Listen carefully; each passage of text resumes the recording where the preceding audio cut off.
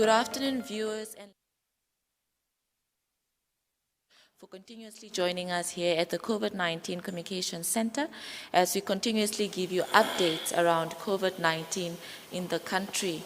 This afternoon, we're joined by panelists from the higher education fraternity to come and launch the high-level inter-universities research task force on COVID-19 and engage us on e-learning at the institutions of higher learning.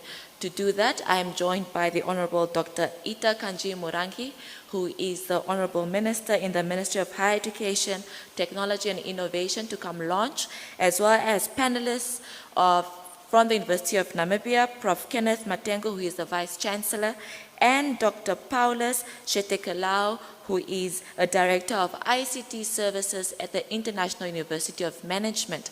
But before we do that, as you know, this morning we discussed a little bit about movement restrictions as well as zoning and immigration matters. We therefore now have Honorable Pea Mushelenga, who is the Minister of ICT, who did an inspection of our checkpoints at the different roadblocks set up by the Safety and Security Ministry to ensure that that is regulated, to briefly give us an update about his observations at those checkpoints. Honorable Dr. Mushelenga. Thank you very much, Honorable Tefelus, and good afternoon, viewers and listeners.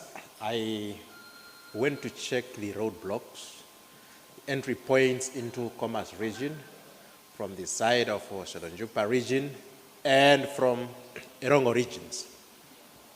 And I would like to call upon Namibians to observe the measures that have been put in place. First, there are vehicle owners who are overloading passengers, resulting in these passengers being offloaded at the roadblocks. Again, we would like to call upon to those that are transporting passengers to abide by the regulations that have been put in place, not to exceed the number of maximum permissible passengers, so that you don't leave your passengers stranded at the roadblocks. Secondly, only people with valid permits will be allowed to pass through these roadblocks. We realize that people are trying to use all sorts of excuses. It's only when you have an emergency that you will be allowed to go through. Not like in instances where I'm told you have 5 passengers saying we are going to take these deliveries to the farm. It does not need 5 passengers to go and take deliveries to the farm. So you will not be allowed to pass through. And another message has been repeatedly said. The Executive Director of the Ministry of Basic Education has spoken about it. I previously spoke about it. Yet, that roadblock is overwhelmed by a number of teachers who are saying they are going back to work. We have already announced that teachers will resume work on the 20th, but they will start working from their homes. Meaning, if you had traveled out from your duty station, you should start working from wherever you are, receiving instructions from your principal. It's only after the lockdown that they will be allowed to travel from wherever they are to go to their duty stations. And we would like everyone to cooperate with the measures that have been put in place so that we try really to fight the COVID-19 pandemic. And again, we want to repeat with regard to social gatherings that people should abide by the limited numbers that have been put there in order to ensure that we do not have people overcrowding at one place. Thank you.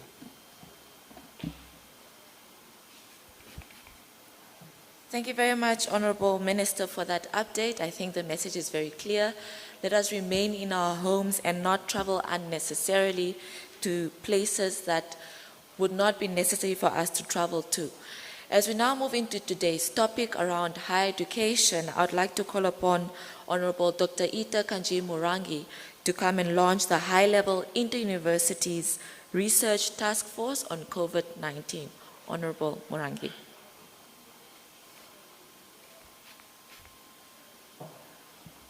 Thank you, Honorable Theophilus, Deputy Minister.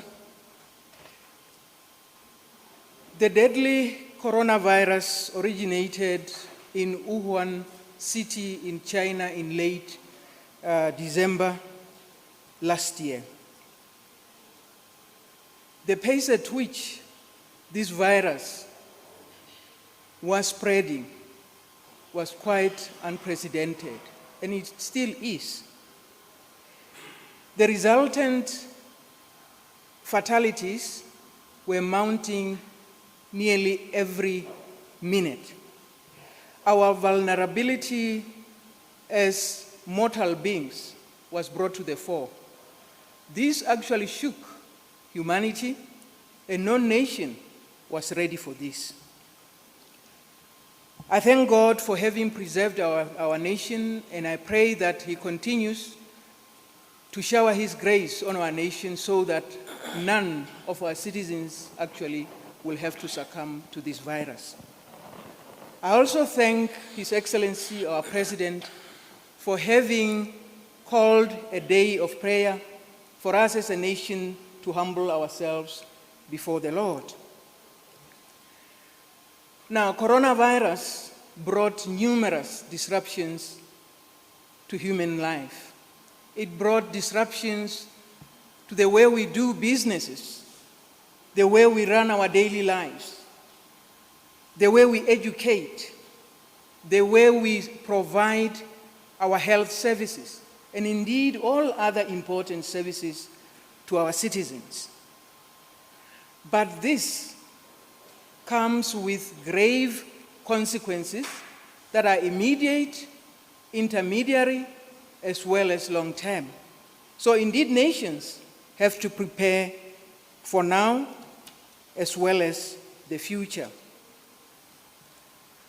We are now compelled to adopt to a new global social order that is characterized by lockdowns and quarantines. And this, as citizens of the world, particularly citizens of Namibia, we must embrace and follow to the letter, because it's only by so doing that we can make sure that we properly contain, detect, test, and treat the coronavirus as well as curb it. Disobeying any of the rules and regulations that are set in place will only be to our peril. His Excellency's decisive leadership and resolute guidance in this regard is worth noting. The concerted efforts of the entire cabinet on fighting coronavirus under the coordination and leadership of the Prime Minister, assisted by the Deputy Prime Minister, is also worth mentioning. Ministers of Health, our host ministry this afternoon, and other front runners, our doctors, our nurses, our women and men in uniform, all deserve commendation as they actually sacrifice for our welfare and safety. Now, in higher education, the coronavirus situation has actually meant that we look closely at two important areas. The first one is that of constituting local experts into a group that can closely follow the global trends of this virus in order to try and perfect and improve our own strategies or coping strategies. In other words, the nation needed an inter-institutions, multidisciplinary group of experts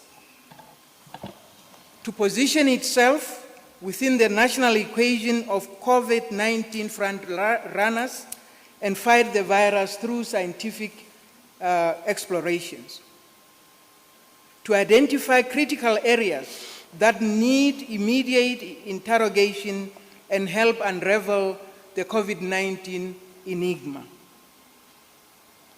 But also look closely at some key sectors as far as the impact that COVID-19 may actually bring to bear on those sectors. We constituted a 12-member team of experts shortly after the first few cases were announced. And this team is led by Professor Kenneth Matengu, the UNAM Vice Chancellor, and chaired by Professor Kavishe. They work closely with the Ministry of Health because their work is basically to augment the work of that ministry. The second thing that the coronavirus compelled us to do as a ministry responsible for higher education is that when schools, universities, TVET centers were closed because that was necessary or necessitated by the first lockdown, we welcomed the move, but as a ministry we knew that it is a challenge because of the uncertainty of when normalcy will return. A challenge also because of the indefinite stoppage of organized and guided teaching and learning. Obviously, that did not sit well with us in the ministry, but of course, we knew there was very little room to maneuver.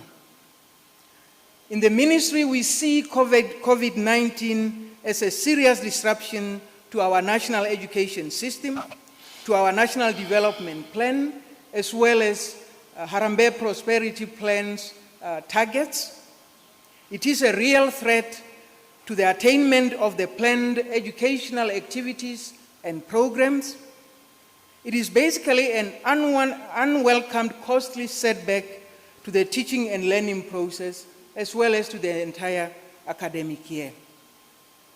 However, in the face of these challenges, we also knew as a ministry that the government of the Republic of Namibia had actually invested immensely in the policy of taking education or higher education to the rural masses.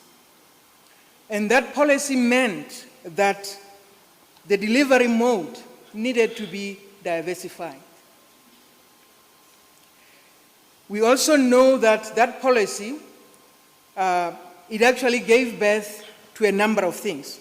It gave birth to NAST and UNAM's regional centers, as well as campuses. It gave birth to robust distance education architecture at both public institutions, and we have seen people graduate under this mode. The first week of the lockdown meant a marathon of meetings between the ministry, higher education institutions, leadership, and indeed many others, particularly our telecommunication partners. We needed to do this so that we could establish the extent of the impact of COVID-19 on higher education and training. We also conducted a survey that analyzed the IT infrastructure across our institutions. We also needed to come together to brainstorm and assess the possible immediate interventions and remedies. All these were done to help inform the position of government on what is to be done going forward. One of the things that was evident through the survey and the assessment is that most of our higher education institutions have migrated their academic programs online already.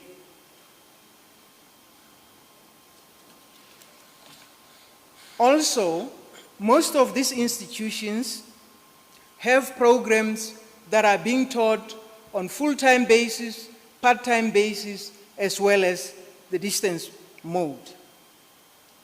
there are about 68,000 students in all 16 higher education institutions in Namibia.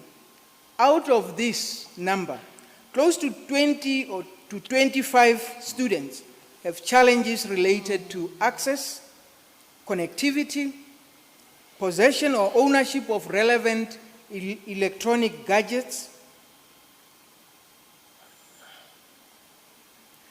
and indeed, some of those, particularly within this 20 to 25% bracket, are vulnerable and needy students from impoverished backgrounds.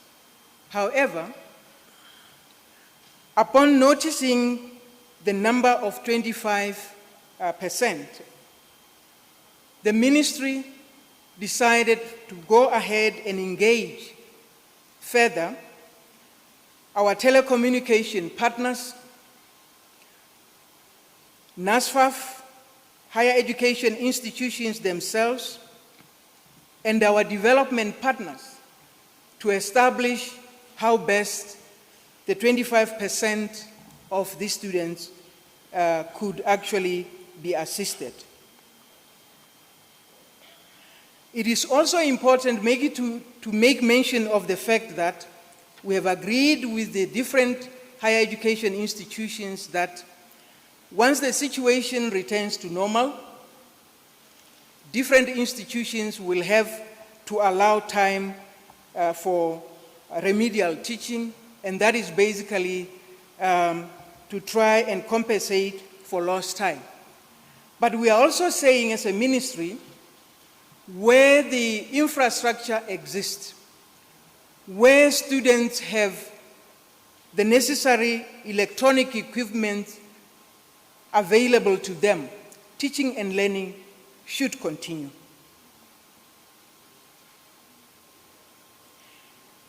As a minister responsible for the sector, I urge the higher education institutions with the right online infrastructure, with the quality assured content online, and which have established access, connectivity, and possession of the necessary electronic equipment and devices with the bulk of their students to proceed with ensuring that teaching and learning happens during this time. The current efforts by the ministry, NASFAF, higher education institutions, local and foreign partners in higher education, as well as the telecommunication companies, will be accelerated to bring the 25% who are affected negatively into the fold of being active e-learners. Even in this most unusual circumstance, the government of the Republic of Namibia is committed to quality education for all. And I'm saying this knowing that with the migration of programs to online, our National Qualifications Authority is and has been very much involved. They say practice makes perfect. It is time we embrace and perfect the necessary system of teaching using modern technologies. I thank you.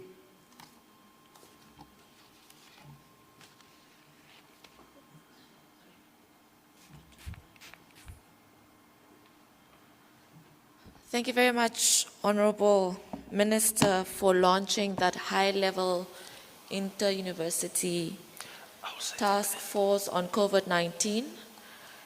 Would like to then discuss the issues of modalities. Perhaps I would ask Prof. Matengu to give us generally what these modalities will be for this task force. Yes. Thank you very much, Honorable Deputy Minister. I observe all the protocols. I maybe just want to highlight what this task force will be doing. Its main objective is it's a research coordination task force meant to assist the Ministry of Health and the whole government in its response to COVID-19 pandemic using information and data derived from research. As a higher education sector responsible for research, technology, and innovation, the involvement of the task force would be multi-pronged with a well-focused and targeted empirical research geared towards innovative solutions to mitigate against the adverse effects of COVID-19. We have 6 thematic areas that they will cover. Number 1 is COVID-19 diagnostics. This group will consider ways in which rapid testing and diagnostics for early detection and containment can be achieved, including mass screening of COVID-19. Furthermore, they will carry out research targeting relevant aspects of COVID-19 diagnostics. This thematic area has 2 teams. One will be looking into testing and screening, and the other will be looking at research on COVID-19 diagnostics, basically the science behind it.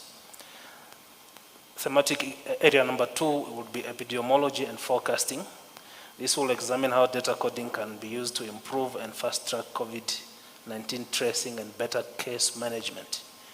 The use of technology or smartphones to track primary cases and assist with tracking suspected cases, unintended exposure should be incorporated. This team will basically be looking at see how we can use cell phones to be able to alert people if we have data that enables us to cluster. So when you move into an area, your phone should be able to tell you are entering into a zone where there is intensity of cases and so on.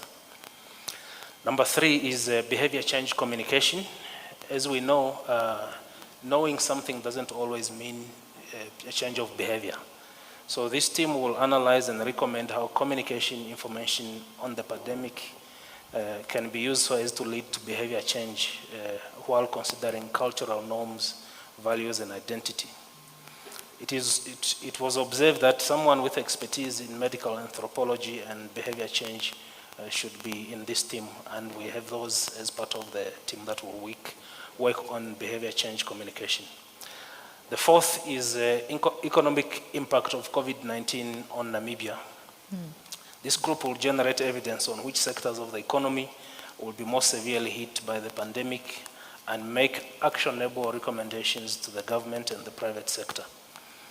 This particular thematic group will consider sectors such as tourism, long-distance transport, construction, manufacturing, non-food wholesalers, self-employed businesses, and the informal sector. Number 5 is product development. We know as a country that Namibia is endowed with natural products. So the team will be looking at plant-based natural products based on scientific research and indigenous knowledge that could be developed to improve people's immune systems and provide a roadmap for their development. It was agreed to study people, especially whose immune system is compromised and those whose immune system has been compromised by malnutrition. Under this group, we have 2 teams, one that is looking at immune systems compromised by HIV/AIDS and immune systems compromised by malnutrition. The other research thematic areas, which is number 6, is relates to the relationship between A, B, and O blood groups. As you know, there has been some data that has been generated now by other scientists elsewhere, which says basically those that are in who have A blood group are more vulnerable. So to determine the relationship between COVID-19 susceptibility or resistance and the A, B, O blood groups or other indicators within the Namibian context and identify possible early warning indicators. Another sub-theme here is water and sanitation facilities. The group will be looking at how to improve water and sanitary facilities in the country and accessories. And they are looking into whether we can produce local materials for various communities to improve sanitation and access to clean and potable water. And the last one is innovative solutions addressing COVID-19. The research will focus on innovative solutions to address challenges associated with COVID-19 in general. And the following members will form this team. Professor Kavishe will be the chair, and Prof. he will work with Professor Chimamurombe, Dr. Nyambe, Prof. Peters, Mr. Abel, Dr. Shungula, Prof. Mombengengwi, Dr. Hakuria, Dr. Nepolo, Dr. Pesent, Dr. Matros Goreses, and Prof. Timothy Rennie. These staff members are coming from the University of Namibia and NAST, and also some private practitioners. They have co-opted in other members such as Prof. Christian Hunter, Dr. Kibule, and Dr. Samuel John. So these will be the team that will be looking into this research, and we expect that they will be producing results on what they are doing to assist the government. Having said this, I'd like to invite the Minister to formally launch the group. Yes, Honorable Minister. Well, it is now a reality that formally the group is launched today, although the work actually commenced some weeks back. Thank you very much. Dr. Sheteka Lau, before we allow the media practitioners in the House to ask us any questions around, of course, the task force, but more importantly around e-learning, as the Director of ICT at IUM, of course, there's some modalities or avenues being put in place to ensure that every student in this particular time gets the value of education they're supposed to get. From your perspective, what might be the challenges associated with ensuring that e-learning becomes a viable option for all university students at this time, but what might be the opportunities as well at this moment? Thank you, Deputy Minister. With all protocols observed, the e-learning platforms that the higher educational institutions has launched recently, it's an opportunity for us to make sure that students remain in contact with their lecturers to get the education they needed during FaceTime classes.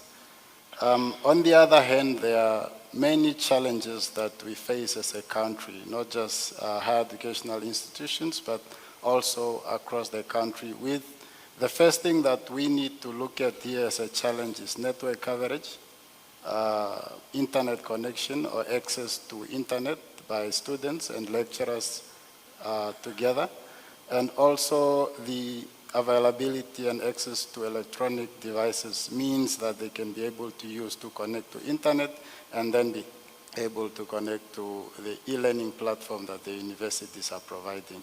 Higher educational institutions, I'm aware of UNAM, NAST, and us as a university, we have launched our e-learning before COVID came. It was mainly set up for e-learning and distance students so that they can be able to upload their assignments and be able to share notes with their lecturers and do possible assessments that they can do. So all these are now, due to COVID situation in the country, all the courses have been moved to cater for all students wherever they are so that there is no disturbance in their academic progress within the year.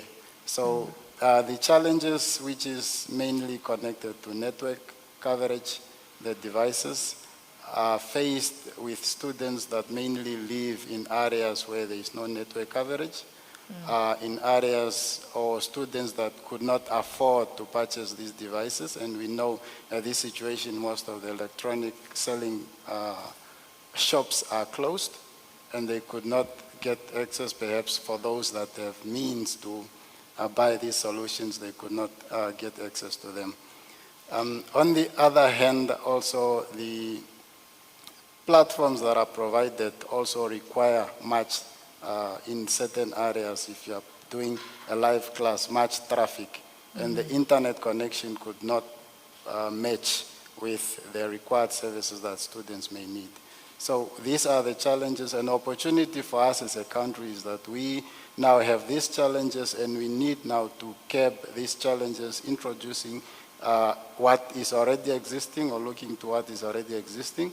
And we can therefore work with our ISPs, mainly the telecommunication companies, to provide the means that students could be able to access these electronic e-platforms that the universities are providing at this moment. Thank you, Doctor. Just one last one. There is some calls by certain members of the public and even student organizations such as NANSO that students should boycott e-learning platforms in this particular time. What can you say around that?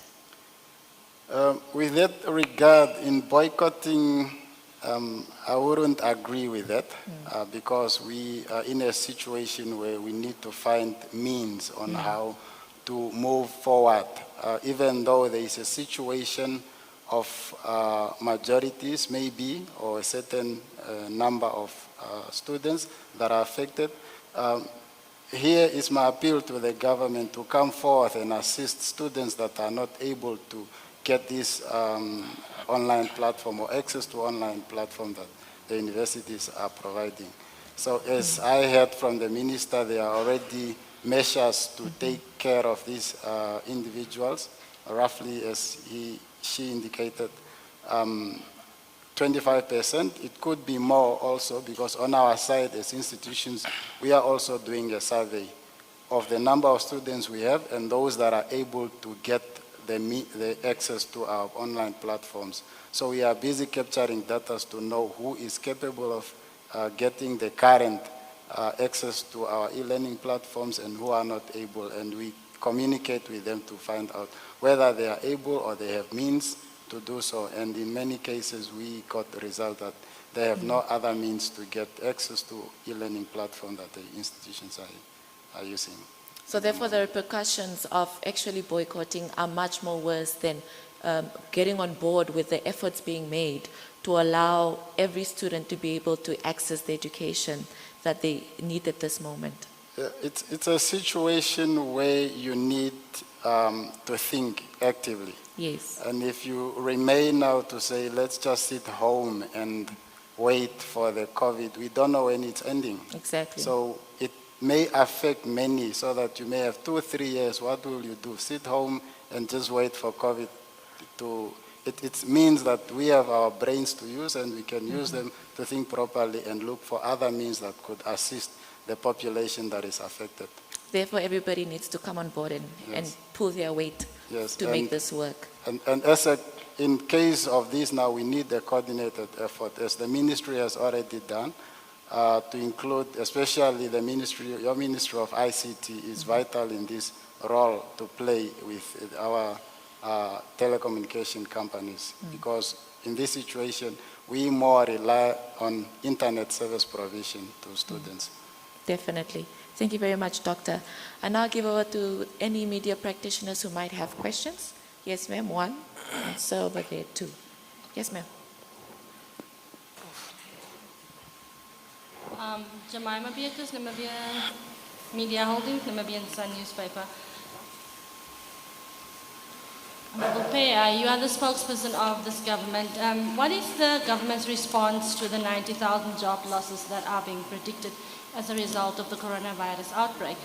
And can you also, we would also like, well, there are concerns throughout the country on the government's decision to give people a 750 grant, and yet at the same time the government is complaining that it does not have money for mass testing. Would it not have made sense to use this money instead for mass testing to allow us to have a scientific basis for us to work on a peak, which would allow us to gradually revive our economy? And then can you please comment on Dr. Shangula, the health minister's, well, he called it a mistake. He told the media roughly 2 months ago that the Romanian couple recovered. He was given plenty opportunities to rectify this mistake, but he only, when we confronted him yesterday, that was the only time he decided to come clean. And this is casting a very big shadow over all the things that we have been told. And you should understand, as the Minister of Information, that there's this big issue about fake news, and the journalists are made out as the biggest culprits, and yet we can see for ourselves that it is in fact government officials. Thank you very much. Any questions around higher education? Yes, sir. I'll give you an opportunity after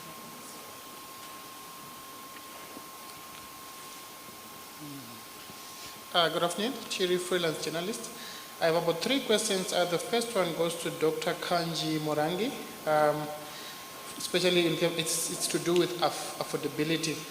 You spoke of involving NASFAF in the rollout, and I just wanted to know whether government has readily available resources for this, because NASFAF was already struggling in terms of resources. And then also to you, a second part of that question is that in terms of sustainability of these tertiary institutions like NAST and UNAM were already crying over severe budget cuts.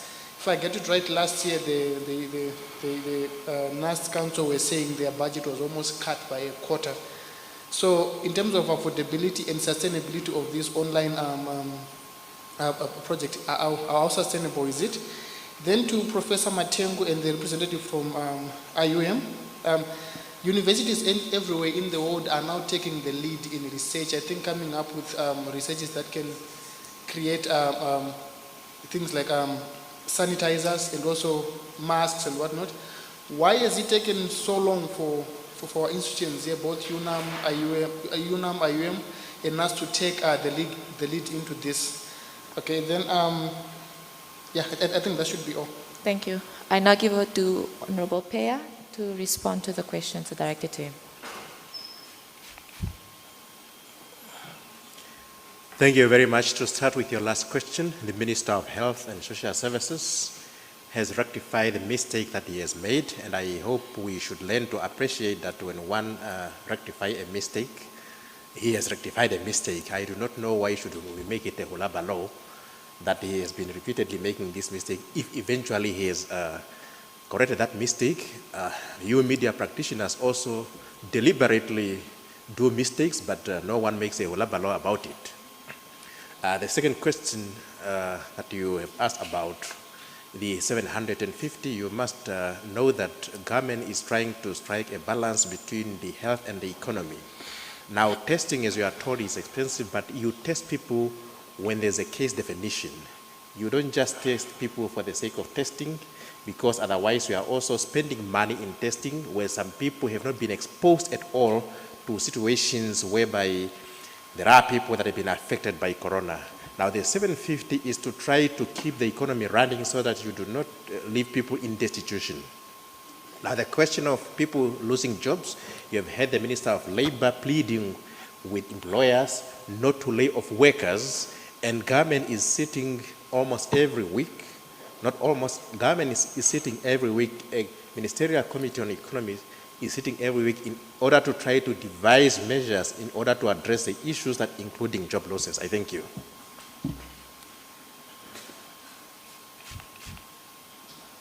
Yes, Honorable Minister. Thank you, moderator.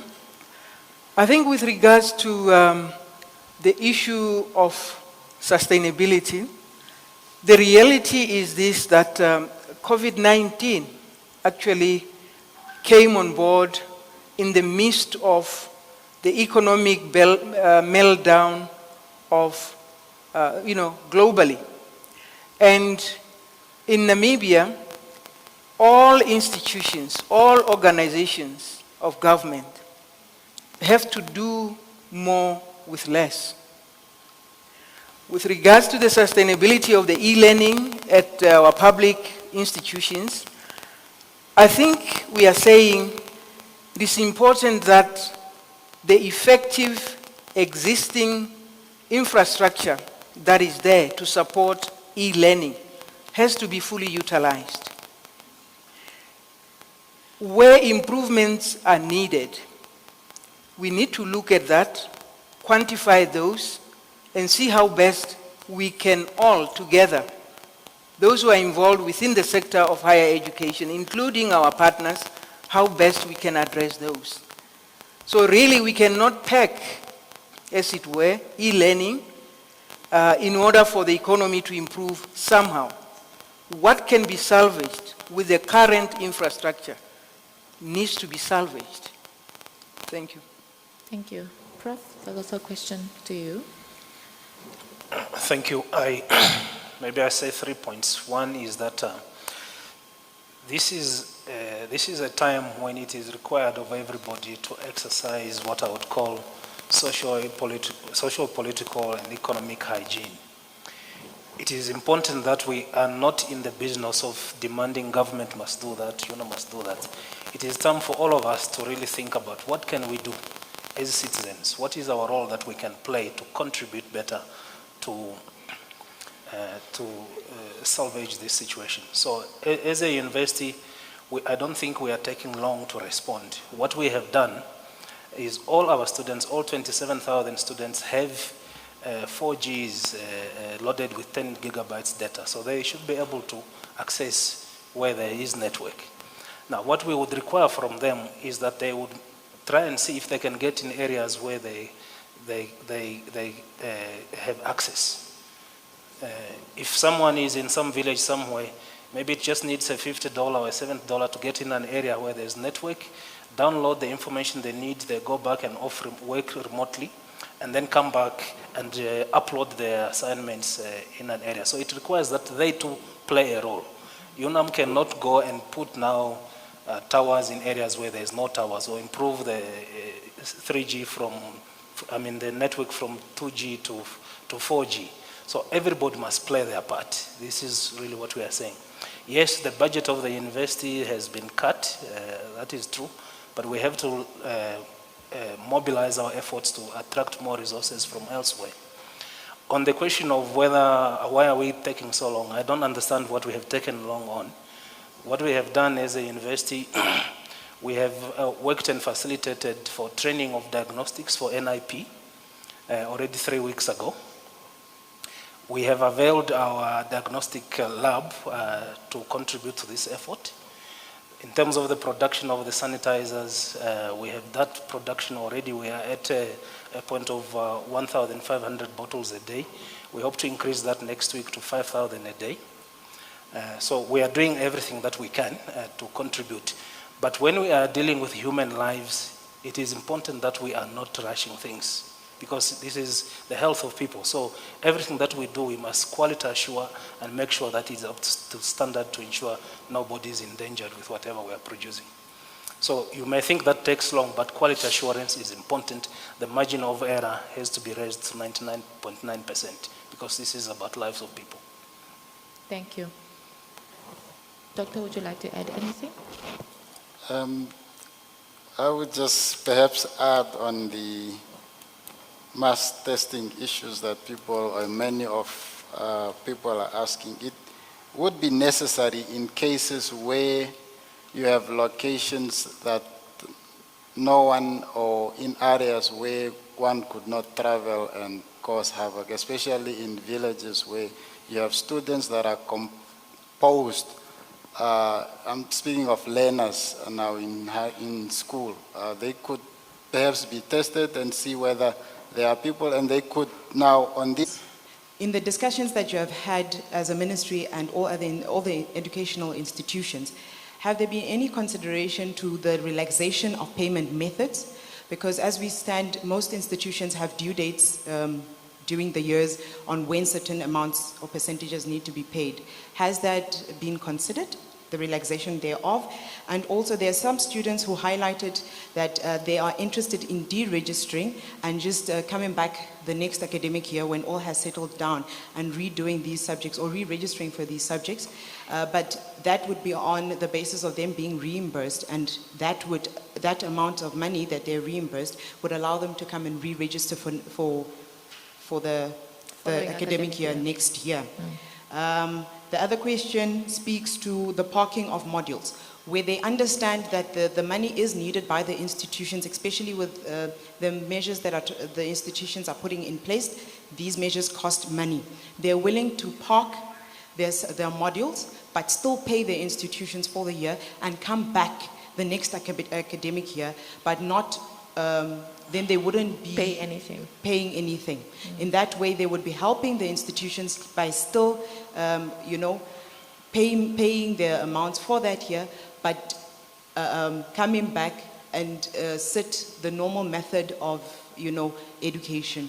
So these are basically the questions. Has consideration been made within the discussions that the ministry and the institutions have been having so far? Thank you. Thank you very much. Those are questions from our viewers. Yes, Honorable. Thank you. I think what is coming through here, it's something that one can actually characterize by saying we have a challenge as a country, as a sector, a challenge that requires concerted efforts of all involved in order to arrive at reasonable, amenable solutions to all.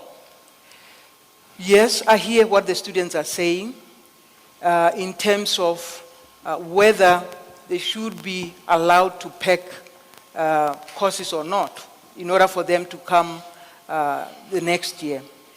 But I think that is a choice that one has to make, one. Number two, it's important also for those who are considering that to actually engage their institutions. For instance, if one is in fourth year, whereby one is almost at the tail end of their journey, the academic journey, it will be prudent on such a student to actually first, before one considers or chooses to re-register, to engage the institution. Because it might be that it's one or two modules of the academic year that will be affected. It's unfortunate that no one knows the definite time that normalcy will come back to these institutions. But we don't really want to encourage people to jump ship too early, too soon, because it might be a short while and in no time things fall back to normal. Let's engage and hear the side of the institutions with regards to the amount of work that one still has to cover. Maybe the first years, maybe the second years, but for those who are senior students, I would really urge them to engage their institutions. Have we discussed the issue of relaxing the fees? I think normally issues of this nature, when they do arise, like at the beginning of each academic year, the ministry and institutions with regards to registration fee, I'm saying, issues of this nature always require the institutions and the ministry to engage and actually have a position. Negotiations are ongoing. We are monitoring the situation, and indeed, in these negotiations, a position will be taken after knowing the extent to which the impact is really on the broader sector of higher education. Thank you. Thank you. Anything you would like to add? I think I would like people to listen very carefully. This is not the time to withdraw. This country needs people to be injected in the workforce next year. We need those doctors, we need those dentists, those pharmacists, the accountants, and so on. So if you decide to withdraw, that you are going to park your studies, who is going to take care of the economy? We need people to be employed next year. These people must graduate. Why would they want to withdraw? We have made every effort to make sure that people have access to education. As I was saying, even if it means if you don't have access now to a laptop, we have said before, we are going to make plans as an institution as soon as this pandemic is over, or as soon as the lockdown is over, we would be able to organize intensive courses for those that have not managed to log on online to make sure they catch up. So really, it is not a good idea to withdraw. Of course, that's a choice you exercise. But if you exercise that choice, you must remember that we are an institution that is governed by policies and laws. There are times in which if you deregister, you can be compensated. After a certain time, there is no compensation. That is by policy. Mm-hmm. So I strongly discourage the idea of parking. People must take their education seriously. Of course, online learning means you take charge of the studies, and that's maybe the pressure people feel. But in any case, that's the future of fourth and fifth industrial revolution. In 30 years, you may not have teachers in front of you. What are you going to do? Thank you, Prof. All right, maybe I could just, yes, sir? Thank you One so last much. question. Thank you so much. My name is Pancho Mulongeni, and I'm representing the Namibian newspaper. My question relates to the fact that we know the majority of our learners and students don't have access to the necessary equipment, whether it's laptops or tablets.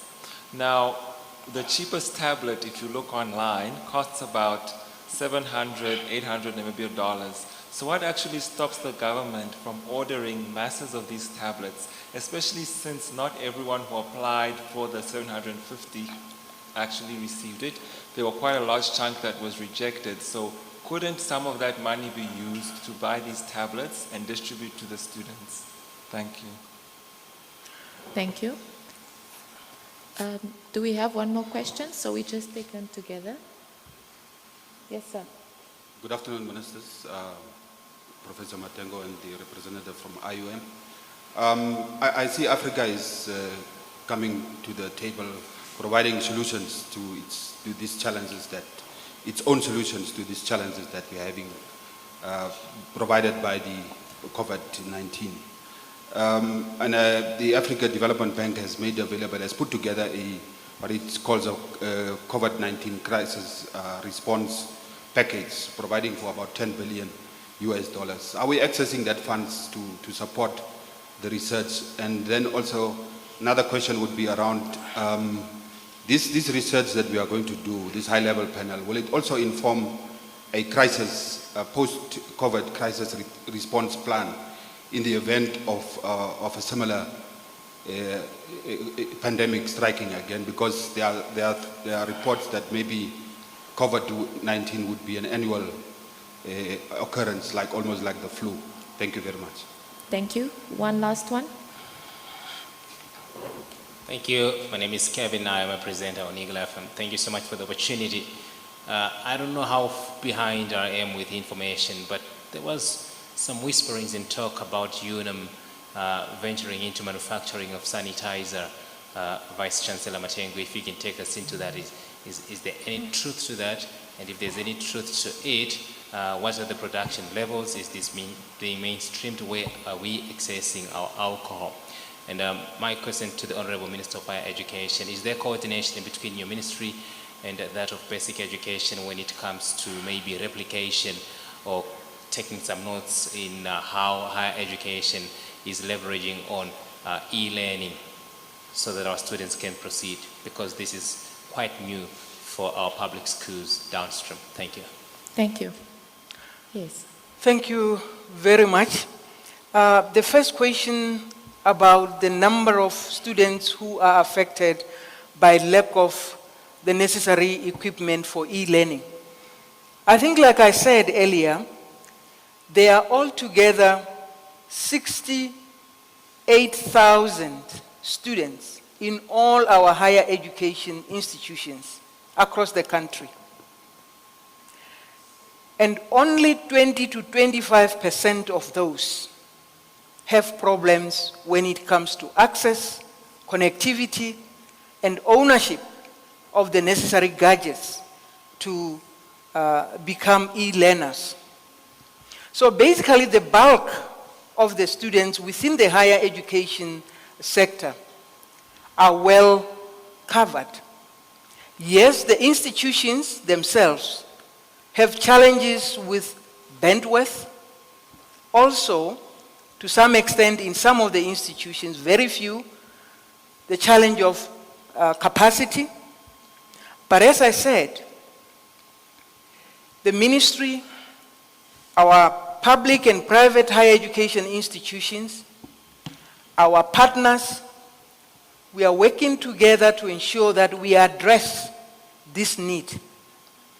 As I speak, consultations are at an advanced stage to see how best the 25% negatively affected students could be assisted. You spoke about NSFAF. NSFAF does fund 100% of students' tuition fees, those who are funded by NSFAF. We also know that there are students who are privately funded.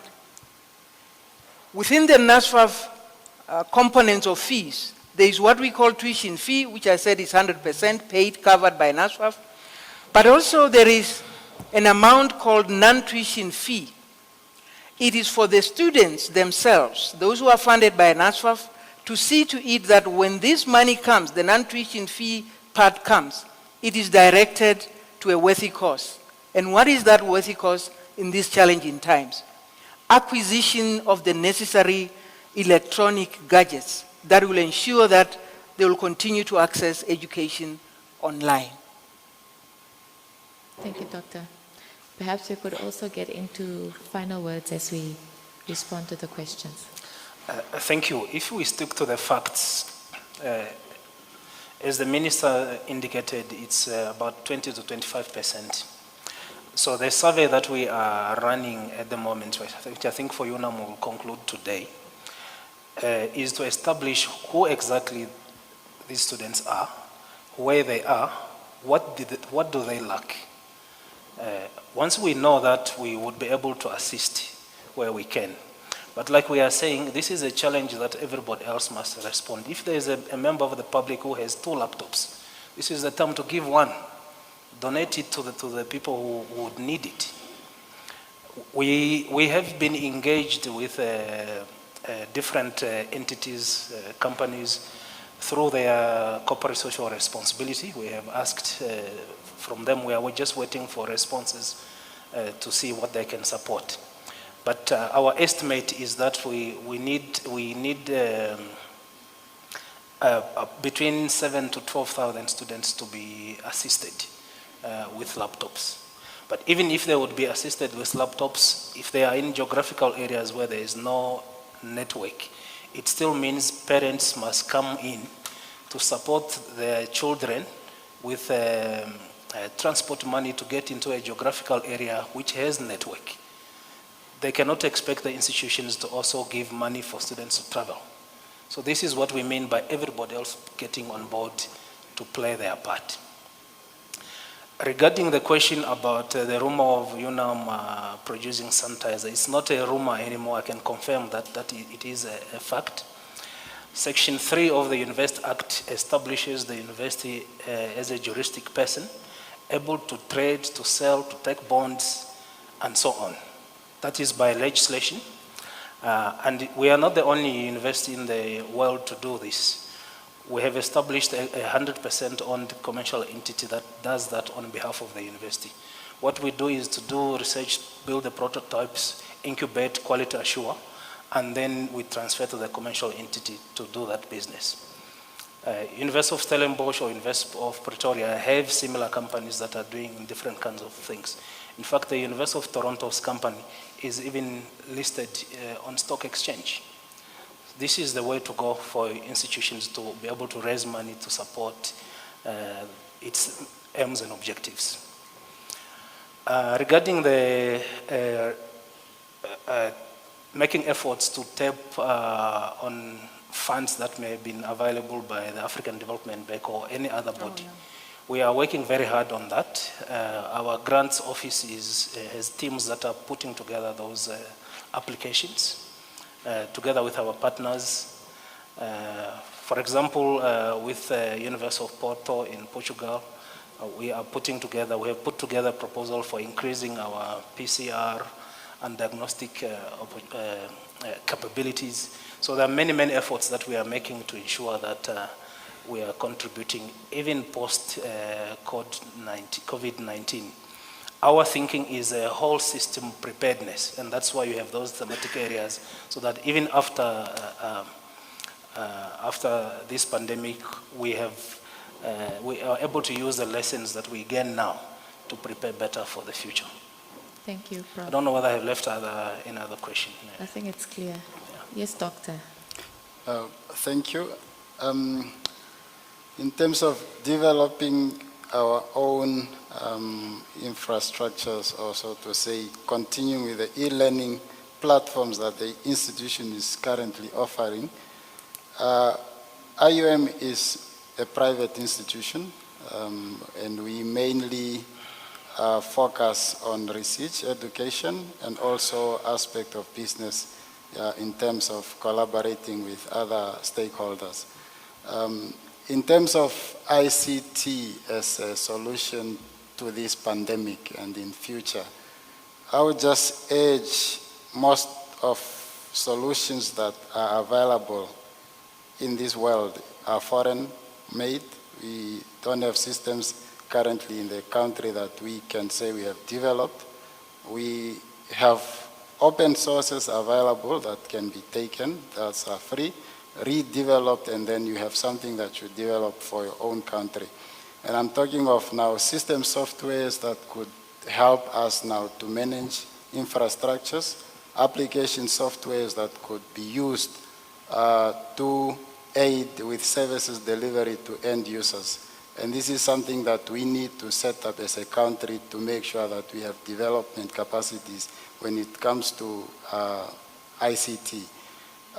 This is now have to do with so that in future we don't become digitally enslaved by corporate or outside world corporates in the industry of ICT. So it's something that we need to take care of in terms of licensing, and it easily that the cloud services are available, but they are really outside the country. MTC have done a great job by setting up their own cloud services in the country, and I think it's time now to find out what could be the measures put in place to make sure that we use our own infrastructures when it comes to the information communication technology. And this has to go with the devices also, to create an innovation center where young people, we have a lot of smart people in the country with innovative mind, and they could come up with solutions that could aid us also in this current situation and in the future, now post-COVID, with the continuation of online education and other services that could be offered to end users everywhere in the country. Thank you very much, Doctor. Perhaps concluding remarks as we round up this session. Excuse me? Just some concluding remarks as we round up the session. My concluding remarks would be mostly as higher educational institution, IUM. We are ready in terms of service provisions to our students wherever they are, and we are collaborating with our stakeholders, especially the Ministry of Education, our partners in education, to formulate a system or a package that could be used by all students wherever they are. And this includes also our telecommunication companies. And in line with that is the Ministry of ICT that we are looking forward to. Thank you very much, Doctor. Honorable Kanji. Yes, there was a question that I would like to respond to, and this is the question that dealt with whether we collaborate with the Ministry of Basic Education on issues pertaining to e-learning. I think we all know that education is a continuum, and therefore, if there are challenges at the lower part, obviously higher education will not be well grounded. So indeed, there is continuous engagement, discussions, even now, dealing with the aspects of e-learning, dealing with the possibility even come next year, should COVID be a protracted challenge, will we be able to have first years or no? Those are the things that we are already engaging on, including actually how best they can be capacitated so that if indeed they have the right infrastructure, they will be able to roll out the e-learning at that level. With regard to the final words, I would like to say that the ministry is here to put out policies. The ministry is also here to ensure that it facilitates partnerships, it facilitates engagements that lead to strong partnerships between and amongst institutions and organizations to ensure that at the end of the day, quality higher education is actually achieved at our institutions. But the actual action has to be done by the institutions. For example, forging partnerships with telecommunication companies to ensure that some of the gadgets that we are talking about that students are lacking this could be ironed out with MOUs with some of these companies. And I believe since the discussions have started, we'll be in a better position to ensure that some of those things are taken care of. I'll also like to urge students out there and parents out there to ensure that we encourage our students, our youth, our learners who can access e-learning to actually do so jealously. It's important for them to guard the journey of their education. And for now, we are not saying e-learning is the only option or the only mode. There are variations within e-learning. Please, whatever you can access, access it and make sure that you don't fall by the wayside. Thank you. Thank you. Yes, Prof. Thank you. Let me conclude maybe by just sharing information. I picked up there was a question somewhere where people are saying if they are in a remote area, they would like to access our library. How do they do that? As long as you have access to internet, it's not a problem. We have a subscription over 3 million e-books and more than 20,000 journal articles which are available. You can access them anyway.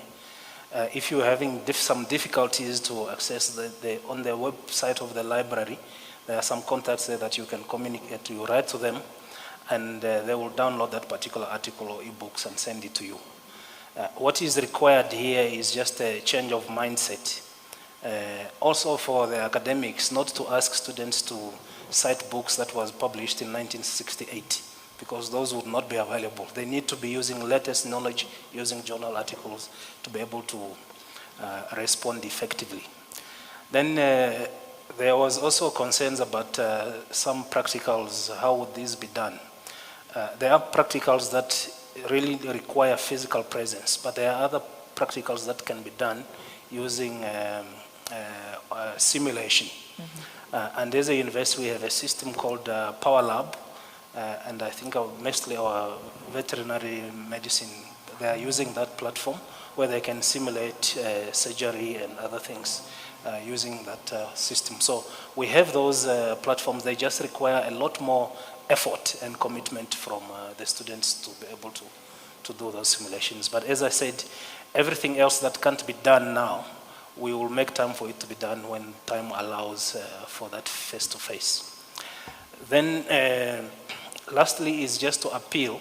This is not the time to give up, as Honorable Minister said. This is a time to say, this country needs me. What am I going to do to contribute to the human resources that are needed in this country? And just we need to switch our mind and make us think more about how we are going to assist this country to develop and achieve its development objectives. And I believe we can do this. We just need to think positively rather than put too much negative energy into the system. Thank you very much, Prof, for those concluding remarks. Thank you very much to my panel for making the time to come launch your task force as well as engage us around e-learning. And also that your stakeholders, both at institutional level, governmental level, as well as student organizations are working together to ensure that we're able to make this work during these very difficult times. Thank you very much for your time. Well, ladies and gentlemen, that's all the time we had today as we gave our brief update on COVID-19 in the country, but more specifically around the higher education sector.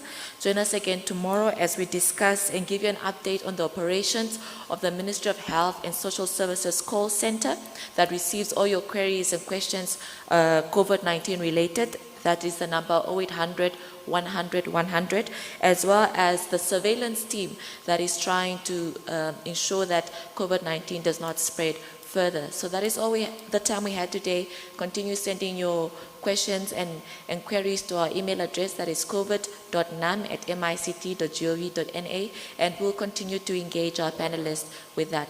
Thank you very much for taking time out, and see you tomorrow.